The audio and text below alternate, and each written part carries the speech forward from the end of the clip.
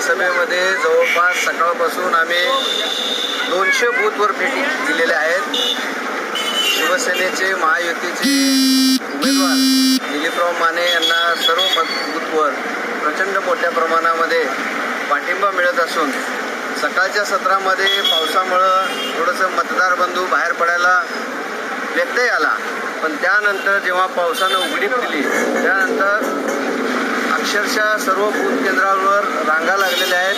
मतदानाचा टक्का वाढवण्यासाठी शिवसेना, भाजपा, महायुतीचे कार्यकर्ते, बूथप्रमुख, पदाधिकारी हे घराघरापर्यंत पोहोचत आहेत, गल्लीगल्लीपर्यंत पोहोचत आहेत आणि लोकांमध्ये मतदानासाठी येण्यासाठी आवाहन करत आहेत. आणि त्यामुळे सायंकाळच्या 6 वाजेपर्यंत अतिशय चांगल्या पद्धतीचं मतदान होईल असे या ठिकाणी अपेक्षित आहे. याचबरोबर सोलापूर जिल्ह्यातील सर्व 11 विधानसभेची माहिती घेतली असता महायुतीचे सर्व उमेदवार अतिशय चांगल्या पद्धतीने निवडून